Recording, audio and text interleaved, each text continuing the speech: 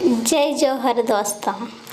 तो હું सब વારલું થશે ને તમારા ઘર બી सब વારલું થશે ને નોકરી લાગી જશે તે सब વારલું થઈ જશે જે નિવારલો હશે જે બી તે हम आज ભણશું સામાજિક વિજ્ઞાનન ક્વેશ્ચન જે कि हर एग्जाम में पूछे टीचर ने तैयारी तो करने बाज रहा हसे तेरे हम सब में पूछे चाहे आज आप करसन सामाजिक विज्ञानन क्वेश्चन। हमारी क्लास देखने से पहले लाइक सब्सक्राइब ने शेयर कर दीजिए दोस्तों।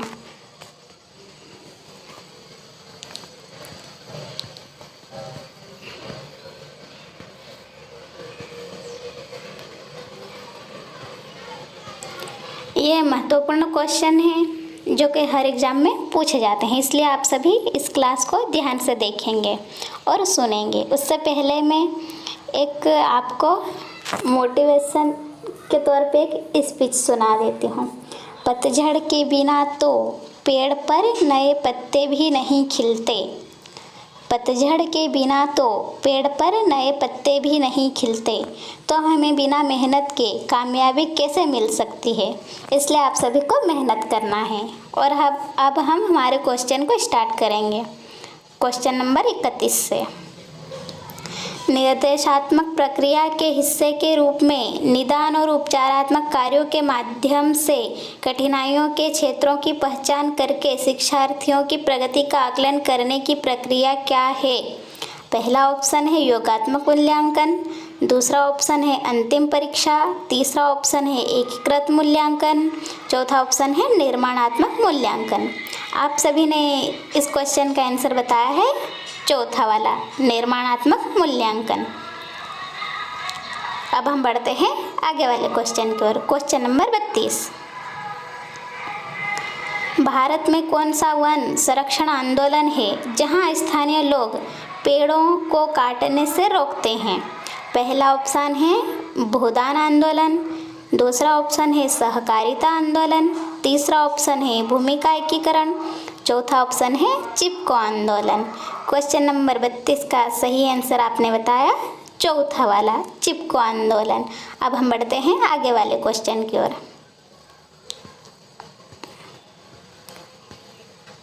Question number 33। निम्नलिखित में से क्या सामाजिक विज्ञान शिक्षण में आगे बढ़ने का उचित मनोवैज्ञानिक तरीका है। पहला ऑप्शन है कठिन से सरल, दूसरा है मूर्त से अमूर्त, तीसरा ऑप्शन है अज्ञात से ज्ञात, चौथा ऑप्शन है सामान्य से विशिष्ट। क्वेश्चन नंबर 33 का सही आंसर आपने बताया मूर्त से अमूर्त। अब हम बढ़ते हैं आगे वाले क्वेश्चन की ओर। Question number 34। निम्नलिखित में से कौन सा गैर संस्थागत साख के लिए एक उदाहरण है। पहला ऑप्शन है क्षेत्रीय ग्रामीण बैंक, दूसरा ऑप्शन है राष्ट्रीयकृत बैंक, तीसरा ऑप्शन है साहूकार, चौथा ऑप्शन है सहकारी बैंक। क्वेश्चन नंबर 34 का आपने सही आंसर बताया साहूकार। अब हम बढ़ते हैं आगे वाले क्वेश्चन की ओर। Question number 35। निम्नलिखित में से कौन सा ऊर्जा का एक गैर परंपरागत स्रोत है। पहला ऑप्शन है प्राकृतिक गैस, दूसरा ऑप्शन है पेट्रोलियम, तीसरा ऑप्शन है कोयला और लिग्नाइट, चौथा ऑप्शन है पवन ऊर्जा। क्वेश्चन नंबर 35 का आपने सही आंसर बताया चौथा वाला, पवन ऊर्जा। अब हम बढ़ते हैं आगे वाले क्वेश्चन की ओर। Question number 36। किसी एक के मूल्यांकन के लिए प्रोजेक्टिव तकनीकी का उपयोग किया जाता है।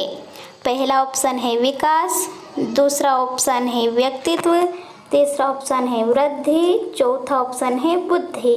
क्वेश्चन नंबर 36 का आपने सही आंसर बताया व्यक्तित्व। अब हम बढ़ते हैं आगे वाले क्वेश्चन की ओर। Question number 37। एक नीति है जिसका उद्देश्य आयातों को घरेलू उत्पादन से प्रतिस्थापित करना या बदलना है। क्वेश्चन नंबर 37 का पहला ऑप्शन है व्यापार संतुलन, दूसरा ऑप्शन है भुगतान संतुलन, तीसरा ऑप्शन है निर्यात न्यूनीकरण, चौथा ऑप्शन है आयात प्रतिस्थापन।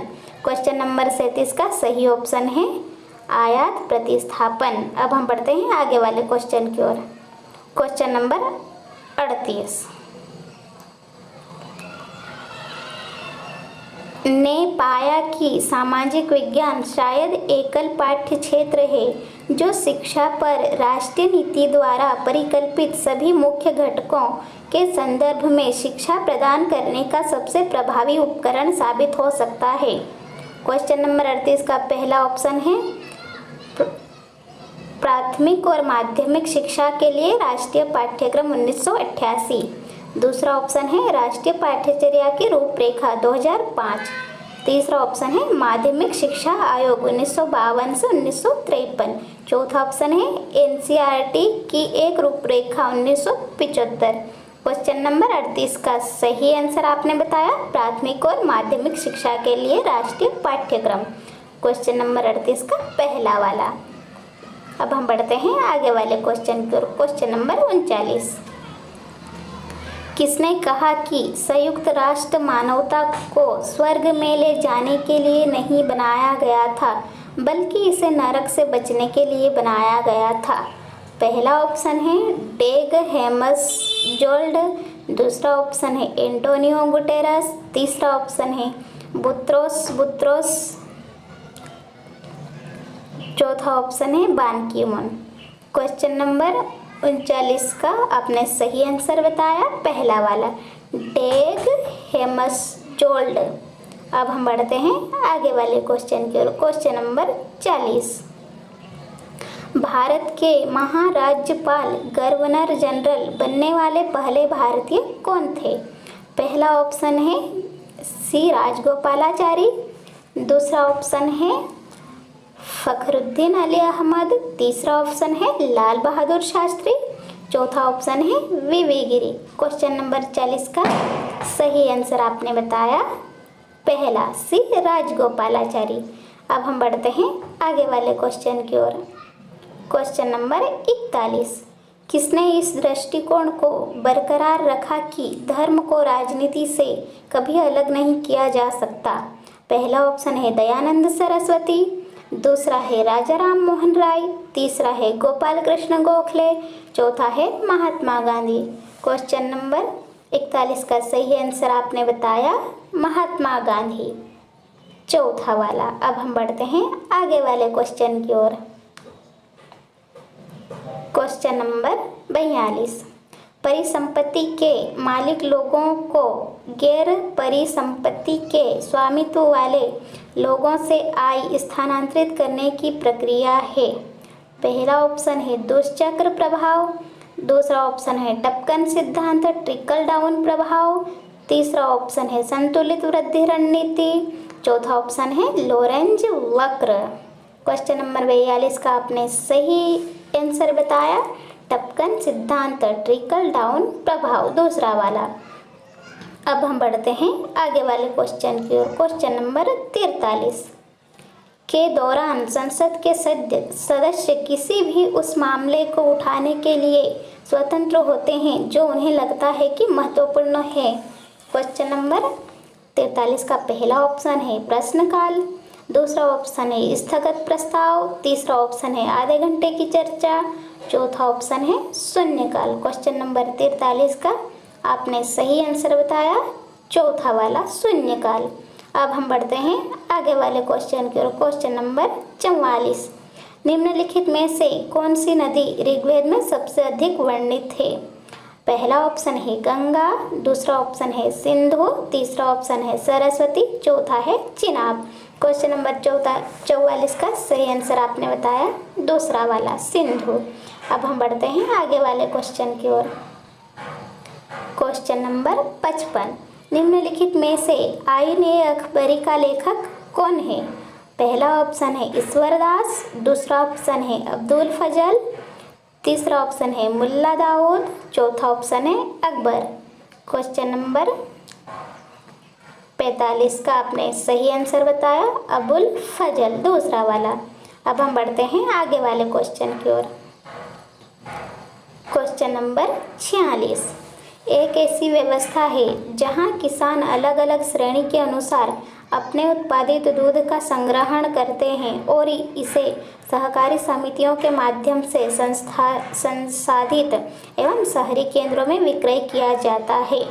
पहला ऑप्शन है ऑपरेशन मंत्र। दूसरा ऑप्शन है ऑपरेशन टोरेंट, तीसरा ऑप्शन है ऑपरेशन सर्व, चौथा ऑप्शन है ऑपरेशन फ्लड। आपने क्वेश्चन नंबर 46 का सही आंसर बताया चौथा वाला ऑपरेशन फ्लड। अब हम बढ़ते हैं आगे वाले क्वेश्चन की ओर। क्वेश्चन नंबर 47, निम्नलिखित में से किस बैंक ने भारत में पहला एटीएम स्थापित किया?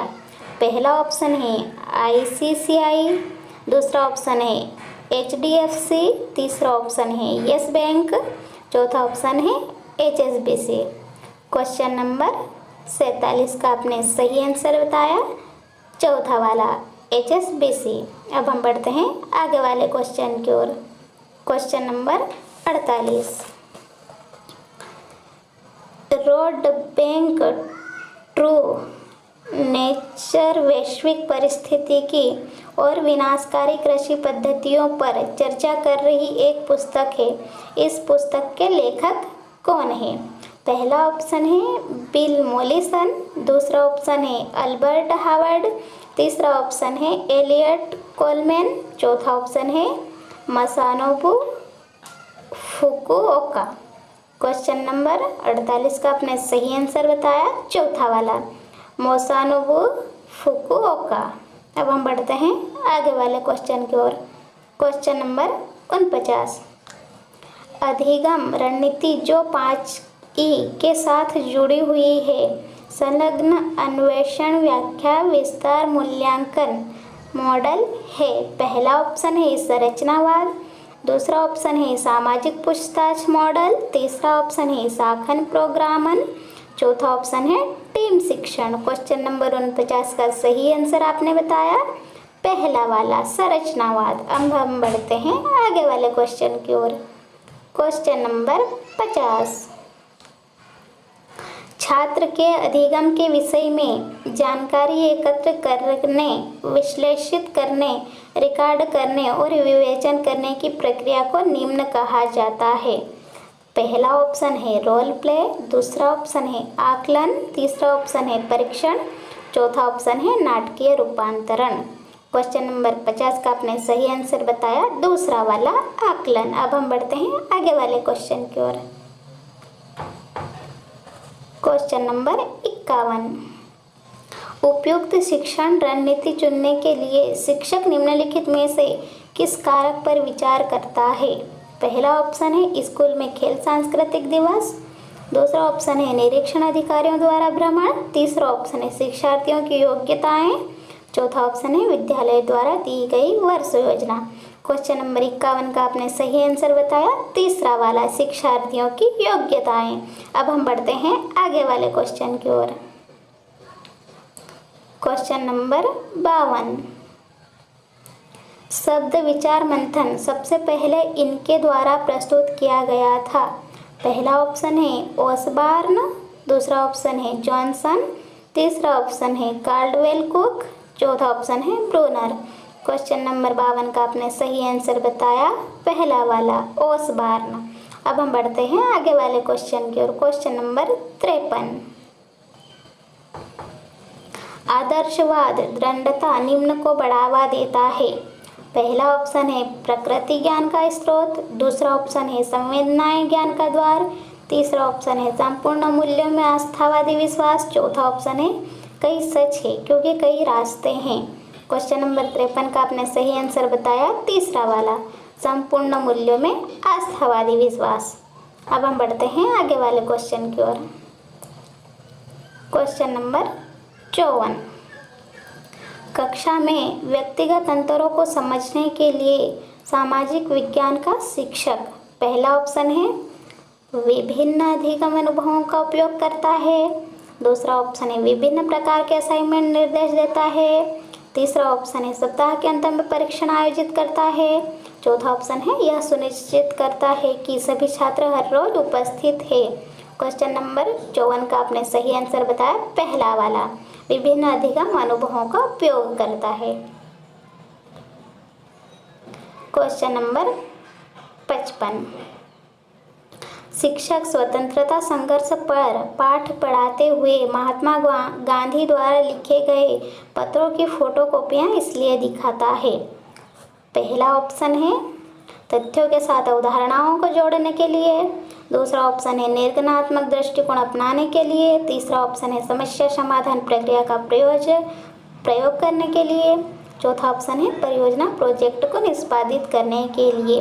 क्वेश्चन नंबर 55 का आपने सही आंसर बताया, तथ्यों के साथ अवधारणाओं को जोड़ने के लिए, पहला वाला।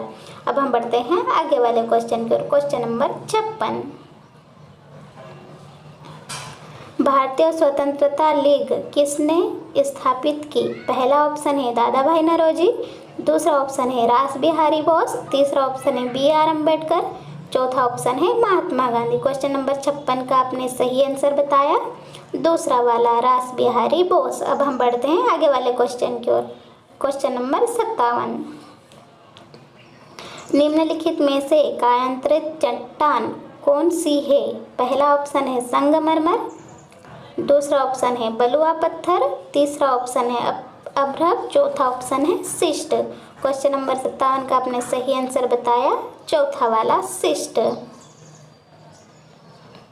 अब हम बढ़ते हैं आगे वाले क्वेश्चन की ओर। क्वेश्चन नंबर 58, अजंता के चित्र निम्न के दृश्यों को दर्शाते हैं। पहला ऑप्शन है जकाता, दूसरा ऑप्शन है महाभारत, तीसरा ऑप्शन है रामायण, चौथा ऑप्शन है उपनिषद। क्वेश्चन नंबर 58 का आपने सही आंसर बताया, पहला वाला जकाता।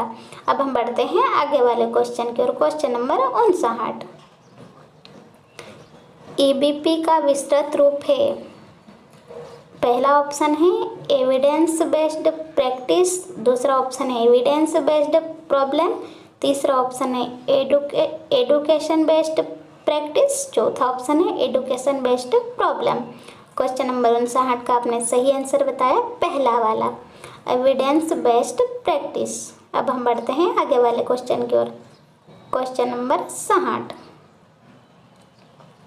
जनसंख्या के घनत्व की गणना निम्न में से किस विधि द्वारा की जाती है?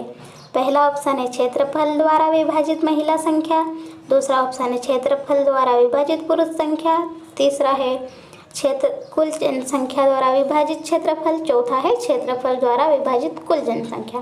क्वेश्चन नंबर 60 का आपने सही आंसर बताया, क्षेत्रफल द्वारा विभाजित कुल जनसंख्या, चौथा वाला। थैंक यू दोस्तों, उम्मीद करती हूँ आप सभी को मेरी क्लास अच्छे से समझ में आई होगी और आपने अच्छे से सुनी भी होगी, आपको क्वेश्चन भी याद रहे होंगे, और नहीं होंगे तो आप क्लास डबल से भी रिवाइज करके देख सकते हैं। अब हम मिलते हैं आगे वाले क्लास में।